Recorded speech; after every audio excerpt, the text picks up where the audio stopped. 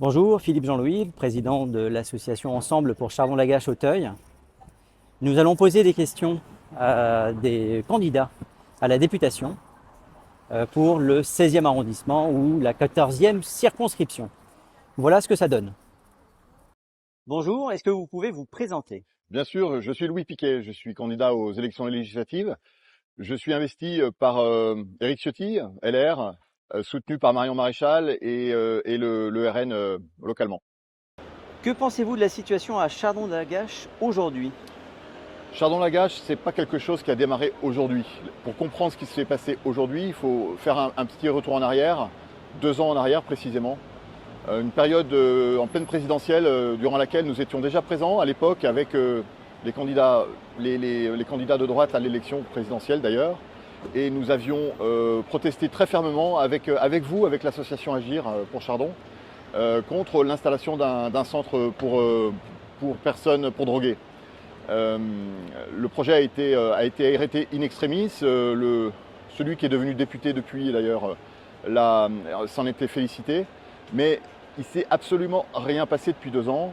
L'association de l'époque a d'ailleurs touché de l'argent pour rupture de sa convention pour les drogués et l'a remplacé par un projet d'accueil de femmes avec enfants, quelque chose qui nous paraît aujourd'hui très douteux parce qu'il y a beaucoup plus de familles que de femmes avec enfants d'ailleurs.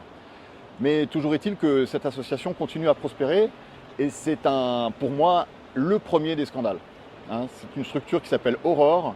C'est une structure qui vit aux dépens de l'État et des services publics de l'État, notamment des services de santé.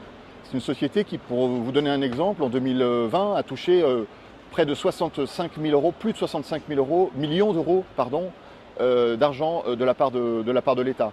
C'est une société qui est la 7e plus grosse association subventionnée par la ville de Paris et le département de Paris.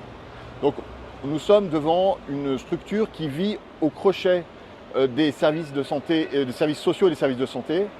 Et ça, c'est quelque chose que je n'admettrai jamais en tant que futur député.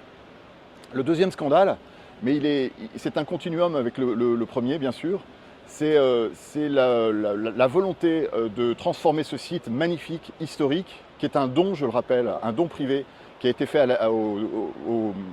aux APHP, de le transformer ce site en une barre de plusieurs étages, de plus de 10-15 étages de logements sociaux, au minimum d'ailleurs. C'est un scandale, pourquoi? Parce que le changement du plan d'occupation des sols a été fait en catimini l'année dernière, en plein été, sans évidemment en informer personne localement, et empêche aujourd'hui tout projet d'investissement qui n'intégrerait pas du logement social. Donc le simple fait de le faire de manière cachée ou non dite, sans concertation évidemment avec les habitants, est pour moi un second scandale. Je le lis au premier parce que l'association Aurore a une activité de logement social qui est extrêmement puissante. Elle s'est développée en quelques années, c'est une structure qui s'est développée depuis une quinzaine d'années. Et elle traite l'accueil de migrants en continuum avec les associations du sud de la Méditerranée, bien sûr. Et aujourd'hui, elle est prête à proposer un package, si j'ose dire, sur le logement social. Alors on va me dire, c'est quelque chose qui est normal, le 16e arrondissement est sous-doté en logements sociaux, il faut absolument participer à cet effort national. La réalité, c'est qu'aujourd'hui, le logement social ne permet plus la mixité nécessaire pour pouvoir faire une véritable accession au logement et une accession à la propriété pour ceux qui peuvent sortir du logement social. Ce système est cassé et brisé par l'afflux permanent de centaines de milliers de personnes qui sont toujours les plus modestes et qui cassent toutes les initiatives. Ça, c'est le premier problème que nous avons en France, et aller étendre ce processus et cette casse sociale sur l'ensemble du territoire, y compris dans le 16e arrondissement, c'est quelque chose qui est dangereux pour le pays.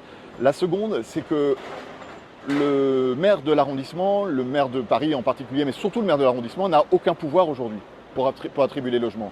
Donc aller dire que nous allons faire des logements sociaux pour des personnels de santé, par exemple, c'est faire fi des incapacités du maire lui-même de choisir la politique de logement social qu'il puisse faire sur son territoire.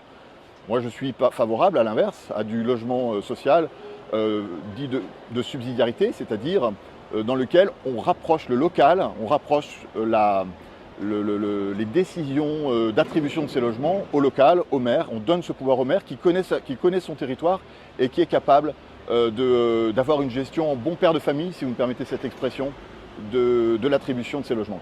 Que pensez-vous d'un hôpital pour enfants handicapés à Chardon-Lagache? Je sais que c'est l'idée de l'association Agir pour Chardon-Lagache. Vous verrez, bien sûr, c'est très certainement une excellente idée. Je n'ai pas étudié le dossier dans le détail, mais je considère que le simple fait de se prononcer pour faire un accueil d'enfants malades ou handicapés, en soi, est porteur, parce que c'est un projet porteur d'avenir, en fait.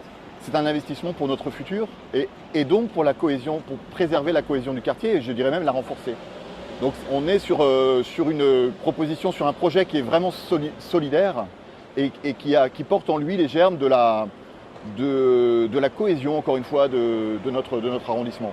Après, je voudrais juste rappeler que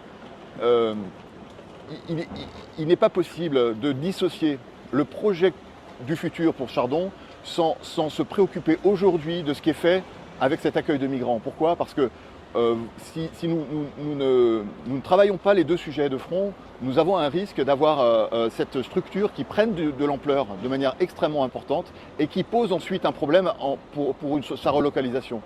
Donc il n'est pas question que dans 3 ans, on ne soit passé de 60 ou 70 migrants à 300 ou 350 migrants, parce que vous le savez, c'est possible. C'est possible de faire ceci à Chardon. Et dans 3 ans, les autorités diraient aux députés ou aux maires, en l'occurrence, écoutez, on va les déplacer, mais donnez-nous un lieu pour pouvoir positionner ces 300 migrants. Donc ça, c'est un énorme problème.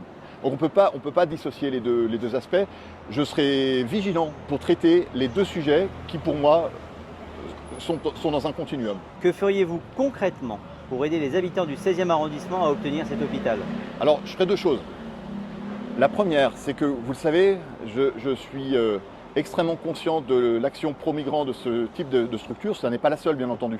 Elle intervient dans plusieurs points de Paris et ailleurs.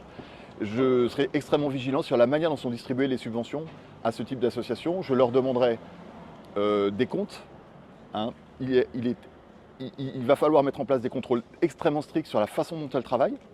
Il va falloir refuser toute action, je dirais, sous-jacente qui empêche les actions de l'État quand il s'agit de régulariser ou non des personnes qui n'ont pas vocation à rester sur notre territoire.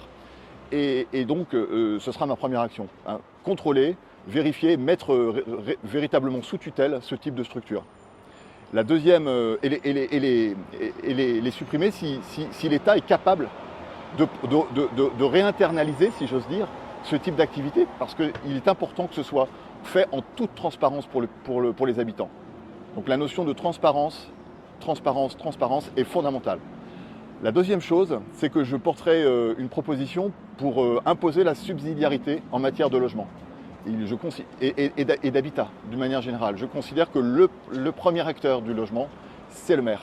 Et donc je porterai une proposition qui fera que ce sera le maire de l'arrondissement qui aura ce type de compétences pour pouvoir décider, in fine, du meilleur projet. Je soutiendrai à titre personnel un projet pour les enfants handicapés, évidemment. Je pense que ce type de projet, pour vous dire la vérité, peut voir le jour s'il est construit sur un mix de fonds privés et de fonds publics. Si nous pouvions ancrer dans le territoire du 16e arrondissement ce projet avec un apport d'investisseurs privés, nous en avons la possibilité, j'en suis convaincu, c'est quelque chose qui ne peut être que bénéfique pour la réussite de l'entreprise.